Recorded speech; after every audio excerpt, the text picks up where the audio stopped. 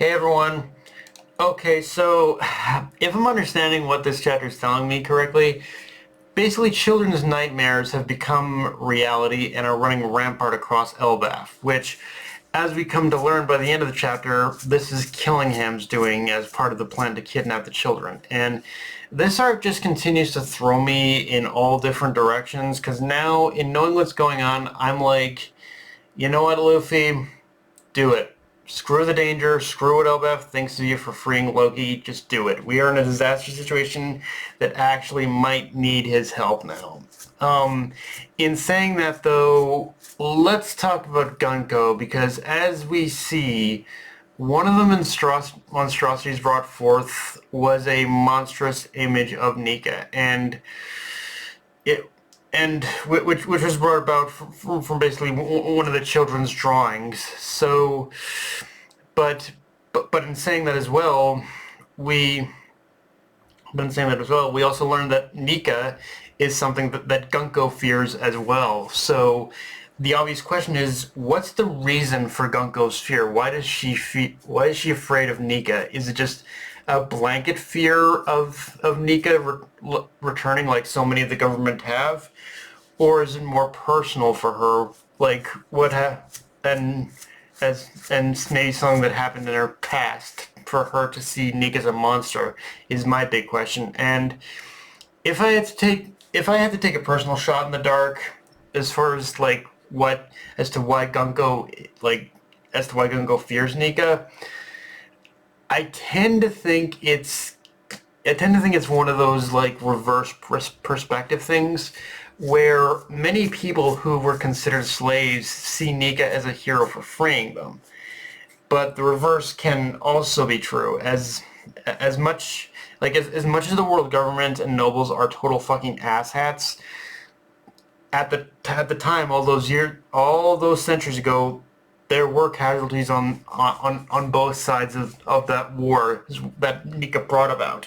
And so it makes me wonder if Gunko's family, but more specifically her ancestors, were among the casualties of war, so to speak, because of Nika. And now what remains of her family have taken on the duty of revenge. Again, pure speculation on my part, but it wouldn't be surprise me if that's the direction Oda goes with Gunko. Now that we basically know she apparently has this apparent fear of Nika, and yeah, as far as Loki himself, because yeah, let's kind of talk about Loki himself because I'm not gonna lie, it took me long enough, but this is the chapter where I started to realize, okay, the man's playing a bit. There's something about his actions and the way he's acting out the part of the. There's something about his actions and the way he's acting out the part of the villain now, because his actions and what he's saying in this chapter are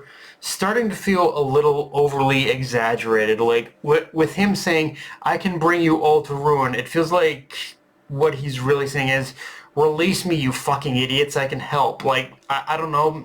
It feels that's the vibe I'm getting from this chapter, and yeah, there is still. That's the thing is though, there is still the question of what happened all those years ago when he killed Harald and why he did it. But what we do see of Loki is in this chapter is painting a little bit more of a picture that even outside of what the government's doing, Loki himself it may be the only one with the answers of why he did what he did, why he killed his father, and why he wanted Elbaf's coveted devil fruit. And truthfully, this just reinforced the idea to me that we need to see what happened between Loki and Harald even more, because it is that inciting incident to me that I feel is the final piece to this puzzle of understanding Loki's true intentions. It's what happened in the past in that moment when Loki had met up with his father and killed him. Where I think we are going to learn just what exactly that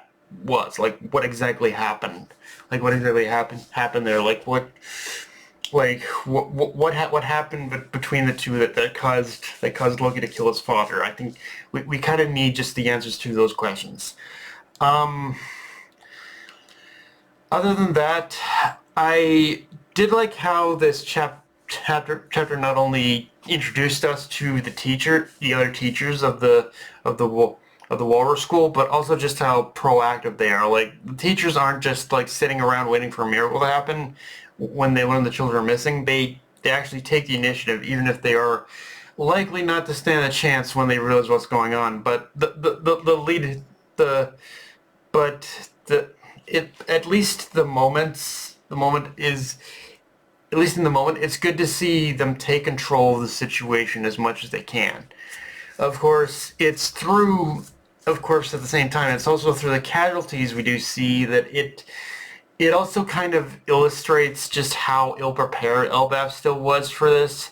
And I think for Elbaf as a whole, that is going to be their biggest lesson in the aftermath. Like, whether they can get the children back or not, like, in the aftermath of this, they're going to come to understanding that, to some extent, Loki was right. Peace is all fine and good, but if you're not prepared to protect it, then it's meaningless. And yeah, oh boy, that's kind of a lesson that's resonating hard for me right now, given current circumstances. Just for me saying that out loud, but I digress. And yeah, I'm not gonna lie, if was anything that did annoy me about this chapter, though, it's that Harudin kind of is taking his sweet time to do anything. Like, anything really. Like, I get it. Loki is God knows how much bigger than Harudin and the other giants are, but seriously, man, at least draw your fucking weapon. Like, it's not just me, but that everyone is just, it's not just him, but it's just that everyone is just standing around doing nothing other than, like, telling him to stop annoys me a little. Like, seriously, draw your fucking weapons, do something already. Like, I don't know, it's just annoying me a wee bit, frankly. But yeah, guys, that's pretty much all I got for this review. If you enjoyed the video, like, comment, subscribe from on Blue Sky, and it was Crunchyroll. Be sure notification bell, the subscribe button, and just share the video around, guys. Dark Knight, signing off. Later, everyone.